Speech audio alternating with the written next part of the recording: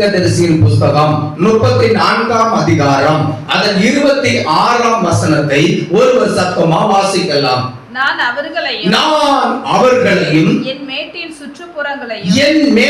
சுற்றுப்புறங்களையும் ஆசீர்வாதமாக்கி ஏற்ற காலத்திலே மழையை பெய்ய பண்ணுவேன். ஆசீர்வாதமான மழை பெய்யும். கரங்களை தட்டி அல்லேலூயா சொல்லுங்க. அல்லேலூயா. கரங்களை அசைக்க சொல்லும். ஆண்டவர் எசேக்கியேல் தீர்க்கதரிசியை கொண்டு இஸ்ரவேல் ஜனங்களுக்கும் எருசலேம் நகரத்தை குறித்து தீர்க்க தரிசனமாக உரைத்த வசனத்தை தான் இப்பொழுது நாம் வாசித்தோம். இந்த வசனத்தை நாம் தொடர்ந்து தியானிக்க போகிறோம். ஆண்டவராகிய கர்த்தர் சொல்கிறார், நான் அவர்களையும் என் மேட்டின் சுற்றுப்புறங்களையும் ஆசீர்வாதமாக்கி ஏற்ற காலத்திலே மழையை பெய்ய பண்ணுவேன். ஆசீர்வாதமான மழை பெய்யும் என்று ஆண்டவர் சொல்லுகிறார். அல்லேலூயா. கரங்களை தட்டி அல்லேலூயா சொல்லுங்க. அல்லேலூயா. எனக்கு அன்பான கர்த்தருடைய பிள்ளைகளே, ஆண்டவர் இஸ்ரவேல் ஜனங்களையும் ஆசீர்வாதமாக்குவேன் என்று சொல்லுகிறார். அவருடைய நேற்றின் சுற்றுப்புறமாகிய எருசலேம் நகரத்தை சுற்றிலும் இருக்கிற எல்லா பகுதியையும் ஆண்டவர் ஆசீர்வாதமாக்கி ஏற்ற காலத்தில் எருசலேம் நகரத்தின் மேல மழையை பெய்ய பண்ணுவேன். ஆசீர்வாதமான மழை பெய்யும் என்று ஆண்டவர் சொல்லுகிறார். அல்லேலூயா. என் ஜனத்தின் மேல ஏற்ற காலத்தில் மழையை பெய்ய பண்ணுவேன். அவர்கள் மேல அபிஷேக மழை பெய்யும் என்று ஆண்டவர் சொல்லுகிறார். அல்லேலூயா. எனக்கு அன்பான கர்த்தருடைய பிள்ளைகளே, நீங்கள் கர்த்தருடைய சபையில வந்து ஆராதிக்கிற தேவனுடைய பிள்ளைகள், நீங்கள் ஆண்டவரிடத்தில் ஒரு ஆசீர்வாதத்தை எதிர்பார்த்து வந்திருக்கிறீர்கள், ஒரு நன்மையை எதிர்பார்த்து வந்திருக்கிறீர்கள், அல்லது ஒரு சுகத்தை எதிர்பார்த்து வந்திருக்கிறீர்கள். ஏதோ ஒரு காரியத்துல அற்புதத்தை ஆசீர்வாதத்தை நீங்கள் விரும்பி ஆண்டவருடைய சமூகத்தில் ஜெபிக்கிற பிள்ளைகளாக காணப்படுகிறீர்கள்.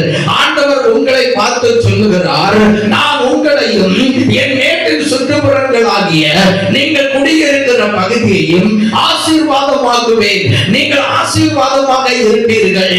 அது மட்டுமல்ல, உங்கள் மேல ஆசீர்வாதமான மழையை பெய்ய பண்ணுவேன். அபிஷேக மழையை பெய்ய பண்ணுவேன். நீங்கள் அந்த மழையிலே நனைந்து நீங்கள் கனி கொடுத்து நீங்கள் அந்த மழையினாலே நீங்கள் பாருங்கள், நல்ல ஒரு ஆவிக்குரிய அனுபவத்தை பெற்று நீங்கள் நித்திய ஜீவனை பெறுகிறதற்கு ஏதுவாக அந்த அபிஷேக மழையை உங்கள் மேல பெய்ய பண்ணி நான் என் பரிசுத்த ஆவியினாலே உங்களை நிரப்பி நான் உங்களை ஆசீர்வதித்து மகிழ பண்ணுவேன் என்று கர்த்தர் சொல்லுகிறார். அல்லேலூயா.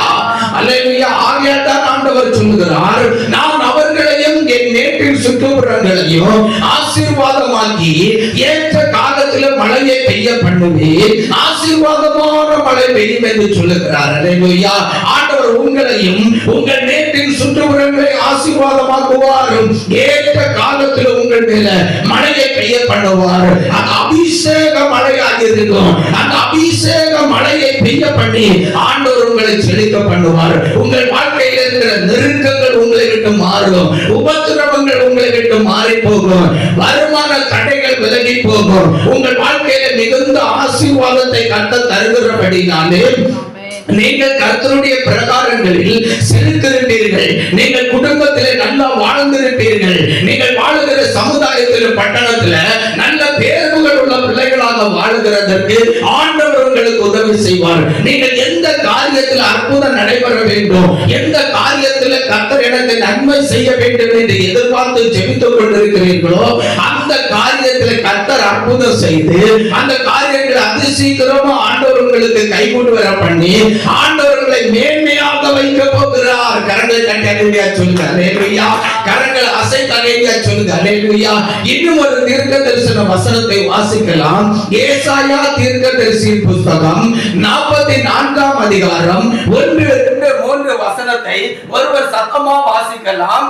இப்போதும் என் தாசனாகிய யாக்கோபே நான் தெரிந்து கொண்ட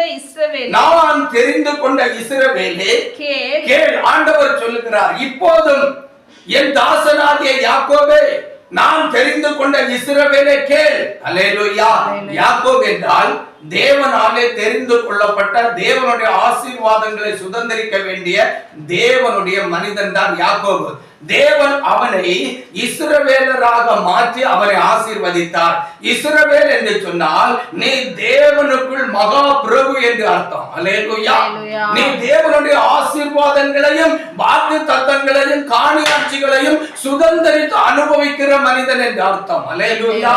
அந்த மனிதனை ஆண்டவர் தெரிந்து கொள்ளுகிறார். அவன் தெரிந்து கொள்ளப்படுகிறதற்கு முன்பாக ஒரு எத்தனான ஒரு மனிதன், எல்லா விதத்திலும் அவன் பாருங்கள் ஒரு ஒடுக்கப்பட்ட ஒரு சூழ்நிலையில வாழ்ந்து கொண்டிருக்கிறான்.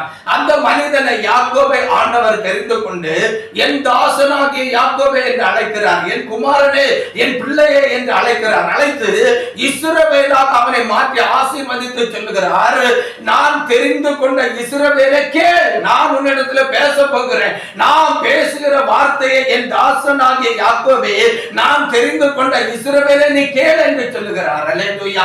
என அன்பான கர்த்தருடைய பிள்ளைகளே, இந்த உலகத்திலே நமக்கு சிநேகிதர்கள் இருந்தால் அவர்கள் சில வார்த்தைகளை நம்முடைய காதிலே இன்பமாக பேசுவார்கள். அல்லேலூயா.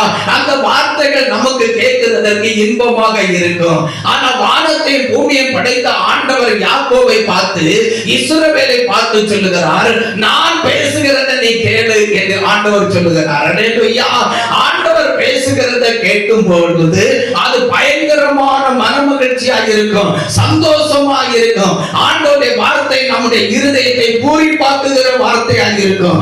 ஆண்டவர் சொல்லுகிறார், நான் பேசுகிற வார்த்தையை நீ கேட்கும்படி நீ எனக்கு செவிமடு என்று சொல்லி ஆண்டவர் தாம் தெரிந்து கொண்ட இஸ்ரவேலுக்கு தம்முடைய தாசனாகிய யாக்கோபுக்கு அங்கே தீர்க்க தரிசனம் உரைக்கிறதை நாம் வேதத்திலே பார்க்க முடிகிறது. அல்லேலூயா. ஆண்டவர் தம்முடைய தாசனாகிய யாக்கோபை தாம் தெரிந்து கொண்ட இஸ்ரவேலை அழைத்து நீ கேள், நான் பேச போகிறேன் என்று சொல்லுகிறார். அவர் என்ன வார்த்தையை பேசுகிறார்? கீழே வாசிக்கலாம். உன்னை உண்டாக்கினவரும் தாயின் கற்பத்தில் உன்னை உருவாக்கினவரும் இஸ்ரவேலே, என் தாசனாகிய யாக்கோபே, உன்னை உண்டாக்கினவரும் கர்த்தராகிய நாமே உன்னை உண்டாக்கினேன். உன் தாயின் கற்பத்தில் உன்னை நானே உருவாக்கினேன், நீ அதை அறிந்து கொள்ள வேண்டும் என்று சொல்லி ஆண்டவர் பேசுகிறார். அல்லேலூயா. இன்றைக்கு பலர் நினைக்கிறார்கள், எங்களை தாயின் கற்பத்தில் இன்னென்ன தெய்வங்கள் தான் உருவாக்கி விட்டது என்று சொல்லி தெய்வங்கள் அல்லாததை அவர்கள் தெய்வம் என்று நம்பி அவர்கள் தான் அவைகளை உண்டாக்குகிறது என்று சொல்லி அவைகளை நம்பி சோர போகிற ஜனங்களாக வாழுகிறார்கள். அல்லேலூயா. இங்கே தம்முடைய தாசனாகிய யாக்கோபை தாம் தெரிந்து கொண்ட இஸ்ரவேலை ஆண்டவர் அழைத்து வானத்தையும் பூமி அண்ட சராசரங்களை சிருஷ்டித்த கர்த்தர் சொல்லுகிறார், உன்னை உண்டாக்கினவரும் தாயின் கற்பத்திலே உன்னை உருவாக்கினவருமாகிய கர்த்தர் சொல்லுகிறதாவது, நான் சொல்லுகிறது காரியத்தை நீ கவனமா கேள். அல்லேலூயா. அவர் என்ன சொல்லுகிறார்? கீழே வாசிங்க. என் தாசனாகிய யாக்கோபே, நான் தெரிந்து கொண்ட யெசுரனே, பயப்படாதே. கீழே வாசிங்க. தாகமுள்ளவன் மேல் தண்ணீரையும் வறண்ட நிலத்தின் மேல் ஆறுகளையும் ஊற்றுவேன். அல்லேலூயா. நான் தெரிந்து கொண்ட இஸ்ரவேலே, யெசுரனே, என் தாசனாகிய யாக்கோபே, நீ பயப்படாதே. அல்லேலூயா. உன்னை உண்டாக்கினவர் நான் தான். உன் தாயின் கற்பத்தில் உன்னை உருவாக்கினவர் நான் தான். நான் உன்னை உண்டாக்குறதற்கு முன்பாக, நான் உன்னை தெரிந்து கொள்ளுகிறதற்கு முன்பாக நான் உன்னை என் தாசனாக நான் தெரிந்து கொண்டேன். அல்லேலூயா. அல்லேலூயா. நீ எனக்குள்ள மகா பிரபு என்கிற இஸ்ரவேல் என்கிற நாமம் தரிக்கப்பட்டவனாக வாழும்படி நான் உன்னை முன்குறித்தேன். ஆகையால் நீ பயப்படாத. அல்லேலூயா. நீ பயப்படாம தைரியமா இரு. எதை குறித்தும் பயப்படாத, எதை குறித்தும் கலங்காத. நான் உன்னை தாயின் கற்பத்தில் உருவாக்குறதற்கு முன்பாகவே என் தாசனாக உன்னை உருவாக்கி உன்னை தெரிந்து கொண்டிருக்கிறேன். நீ என்னாலே தெரிந்து கொள்ளப்பட்ட யெசுரனாக இருக்கிறாய். அல்லேலூயா. ஆகையால் நீ பயப்படாதிரு. நான் தாகமுள்ளவன் மேல தண்ணீரையும் வறண்ட நிலத்தின் மேல ஆறுகளையும் ஊற்றுவேன். உன் சந்ததியின் மேல என் ஆவியையும் உன் சந்தானத்தின் மேல என் ஆசீர்வாதத்தை ஊற்றுவேன் என்று கர்த்தர் தீர்க்க தரிசனம் உரைக்கிறார். அல்லேலூயா. தாகத்தோடு ஆண்டவரிடத்துல யாரெல்லாம் கேட்கிறார்களோ அவர்கள் மேல தண்ணீர் தண்ணீரை ஊற்றுவார். வறண்ட நிலம் போன்ற காட்சிகளோடு வாழ்ந்து கொண்டிருக்கிற உங்கள் ஆவி ஆத்துமா சரீரத்தில் ஆண்டவர் ஆறுகளை ஊற்றுவேன் என்று சொல்லுகிறார். அல்லேலூயா, அல்லேலூயா. தண்ணீர் என்கிறது பரிசுத்த ஆவியானவரை குறிக்கும். ஆறுகள் என்கிறது அவர்களுக்குள்ளே பரிசுத்த ஆவியினாலே நாம் பருகி பெருகி கழிவுறுகிற அனுபவத்தை குறிக்கிறது. அல்லேலூயா. ஆண்டவர் தண்ணீரையும் ஊற்றுகிறார், ஆவியையும் ஊற்றுகிறார். ஆண்டவர் உங்கள் சந்ததியின் மேலே ஆவியை ஊற்றுகிறார், ஆசீர்வாதத்தை ஊற்றுகிற தேவனாக இருக்கிறார். அல்லேலூயா. அப்படியானால் உங்கள் சந்ததி கர்த்தருடைய பரிசுத்த ஆவியை பெற்று அதிலே கழிவுறுந்து வாழுகிறவர்களாக காணப்படுவார்கள். கர்த்தருடைய ஆசீர்வாதங்களை பெற்று அவர்கள் தேசத்தில் பலத்தவர்களாக வாழ்வார்கள். உங்கள் பிள்ளைகளுக்கு உங்கள் சந்ததிகளுக்கு ஈடாக இந்த உலகத்தில் யாரும் இருக்க முடியாது. அவ்வளவு ஆவியையும் ஆசீர்வாதத்தை ஆண்டவர் உன் சந்ததியின் மேலும் உன் சந்தானத்தின் மேலும் ஊற்றுவேன் என்று ஆண்டவர் தாம் தெரிந்து கொண்ட யாக்கோபுக்கு தம்முடைய குமாரனாகிய யெசுரனுக்கு ஆண்டவர் திருவுளம் பெற்றுகிறார். அல்லேலூயா. எனக்கு அன்பான கர்த்தருடைய பிள்ளைகளே, நீங்கள் தான் யாக்கோபாக இஸ்ரவேலாக கர்த்தர் தெரிந்து கொண்ட யெசுரனாக காணப்படுகிறீர்கள். ஆண்டவர் சொல்கிறார், உங்கள் மேலே என் தண்ணீரை ஊற்றுவேன், உங்க மேலே என் ஆவியை ஊற்றுவேன், உங்க சந்ததியின் மேலே என் ஆவியை ஊற்றி உங்க சந்தானத்தின் மேலே என்னுடைய ஆசீர்வாதத்தை ஊற்றி நான் உங்களை செழிப்பாய் வாழ பண்ணுவேன். நீங்கள் மகிழ்ச்சியா வாழ்வீர்கள், நீங்கள் சௌக்கியமா வாழ்வீர்கள், நீங்கள் சுகமா வாழ்வீர்கள் என்று ஆண்டவர் திருவுளம் பெற்றுகிறார். அல்லேலூயா. கரங்களை கட்டளையில சொல்லுங்க. அல்லேலூயா. கரங்களை அசைத்து ஒரு அடையில சொல்லுங்க. அல்லேலூயா. இன்னும் ஒரு வசனத்தை வாசிக்கலாம். நீதிமொழிகளின் புத்தகம் 11ஆம் அதிகாரம் அதன் 25ஆம் வசனத்தை ஒரு சத்தமா வாசிக்கலாம். உதார குணமுள்ள ஆத்துமா செழிக்கும். எவன் தண்ணீர் பாய்ச்சுகிறானோ அவனுக்கு தண்ணீர் பாய்ச்சப்படும். ஆண்டவர் சொல்லுகிறார், உதார குணமுள்ள ஆத்துமா செழிக்கும். இந்த உலகத்தில் வாழும் பொழுது கர்த்தருடைய பிள்ளைகளாகிய நாம் உதார குணமுள்ளவர்களாக இருக்க வேண்டும். நாம் மற்றவர்களுக்கு நன்மை செய்கிறவர்களாக காணப்பட வேண்டும். கர்த்தருடைய ஊழியத்திற்கு நன்மை செய்கிறவர்களாக காணப்பட வேண்டும். கர்த்தருடைய சபையில் வருகிற ஏழை மக்களுக்கு உதவி செய்கிறவர்களாக காணப்பட வேண்டும்.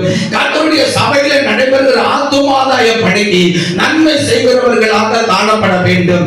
அப்படி நாம் நன்மை செய்கிறதுல உதார குணமுள்ளவர்களாக செயல்பட வேண்டும். அப்படி நாம் உதார குணமுள்ளவர்களாக இருந்து கர்த்தருடைய ஊழியத்திற்கும் கர்த்தருடைய ஊழியக்காரர்களுக்கும் கர்த்தருடைய சபையில வருகிற மக்களுக்கு நாம் நன்மை செய்வோமானால் உதார குணமுள்ளவர்களாக இருந்து நன்மை செய்கிற நம்முடைய வாழ்க்கையை கர்த்தர் அளவில்லாமல் ஆசீர்வதித்து ஆண்டவர் நம்மை செழிப்பாக்குவார். நாம் ஒன்றிலும் குறைவில்லாதபடி செழிப்பாய் வாழ கர்த்தர் கிருபை செய்கிறார். அல்லேலூயா. கரங்களை கட்டியறையிலே சொல்லுங்க. அல்லேலூயா. கரங்களை அசைத்தலையிலே சொல்லுங்க. ஆண்டவர் சொல்லுகிறார், எவன் தண்ணீர் பாய்ச்சுகிறானோ அவனுக்கு தண்ணீர் பாய்ச்சப்படும். நீங்க யாருக்கு இந்த உலகத்தில் வாழுகிற ஜனங்களுக்கு தண்ணீர் பாய்ச்சுகிறீர்களோ உங்களுக்கு பரலோகத்தில் இருந்து தேவன் ஜீவ தண்ணீரை பாய்ச்சுவார். அல்லேலூயா. நீங்கள் மக்களுக்கு உலகத்தில் இருந்து உண்டான தண்ணீரை பாய்ச்சும் பொழுது தேவன் ஜீவ தண்ணீரை உங்கள் மேல பாய்ச்சுவார். அல்லேலூயா. நமக்கு முக்கியமானது ஜீவ தண்ணீர் தான். ஜீவ தண்ணீரை பகிர்ந்து நாம் பாருங்கள், அதை நாம் பருகி வாழ வாழ வாழ நம்முடைய வாழ்க்கையில ஜீவன் பெருகுகிறதாக இருக்கிறது. அது ஆண்டவருடைய மகிமை ராஜ்யத்திலே நம்மை கூட்டி சேர்க்கிற ஜீவ நதியாக ஜீவ தண்ணீராக இருக்கிறது. அந்த ஜீவ நதி ஜீவ தண்ணீர் யார் என்றால் ஆண்டவராக இயேசு கிறிஸ்துவினிடத்திலிருந்து நமக்கு கொடுக்கப்படுகிற பரிசுத்த ஆவியானவராக இருக்கிறார். அல்லேலூயா. அதை நீங்கள் நானும் பெற்றுக்கொள்ள வேண்டும். இந்த ஜீவ தண்ணீர் ஆகிய பரிசுத்த ஆவியை நாம் பெற்றுக்கொள்ள வேண்டுமானால் நாம் தண்ணீர் பாய்ச்சுகிறவர்களாக இருக்க வேண்டும். அல்லேலூயா. மற்றவர்களுக்கு நாம் உதவி செய்கிறவர்களாக, மற்றவர்களுடைய தாகம் தீர்க்கிறவர்களாக இருக்க வேண்டும். மற்றவர்களுக்கு தண்ணீர் கொடுக்கிறவர்களாக இருக்க வேண்டும். அப்படி நாம் மற்றவர்களுக்கு தண்ணீர் கொடுக்கும் பொழுது ஆண்டவர் நமக்கு ஜீவ தண்ணீரை தந்து நம்முடைய தாகத்தை தீர்ப்பார். ஆண்டவர் நம்மை செழிப்பான தோட்டத்திலே நாட்டு வைப்பார். ஆண்டவர் நாம் மிகுந்த கனி கொடுக்கிற பிள்ளைகளாக நிறைந்திருக்க கிருபை செய்வார். அவருடைய வருகையிலே நித்திய ஜீவனை பெற்று அவருடைய சாயலை தரித்துக் கொண்டு அவருடைய ராஜ்யத்தில் வாழ்ந்து மகிழ்ந்திருக்க ஆண்டவர் கிருபை செய்வார். அல்லேலூயா. அதேதான் வேதம் சொல்லுகிறது, எவன் தண்ணீர் பாய்ச்சுகிறானோ அவனுக்கு தண்ணீர் பாய்ச்சப்படும். தேவனுடைய பிள்ளைகளே, நீங்கள் தண்ணீர் பாய்ச்சுகிறவர்களாக செயல்படுங்கள். உங்களுக்கு தேவன் ஜீவ தண்ணீரை பாய்ச்சி உங்களை செழிப்பான தோட்டத்தில் வைத்து பராமரித்து நீங்கள் மிகுந்த கனி கொடுக்கிற பிள்ளைகளாக, செழிப்பான பிள்ளைகளாக வாழ, புஷ்டியும் பசுமையும் உள்ளவர்களாக வாழ, ஒரு வியாதியும் இல்லாதபடி சுகமாய் வாழ ஆண்டவர் கிருபை செய்வார். அல்லேலூயா. உங்கள் வாழ்க்கையில் இருக்கிற குறைவுகள் எல்லாம் நீங்கி போகும். ஆண்டவர் மிகுந்த பலனை தந்து நித்திய ஜீவனை முடிவிலை தந்து உங்களை வாழ வைப்பார். அல்லேலூயா. கரங்களை கட்டளையில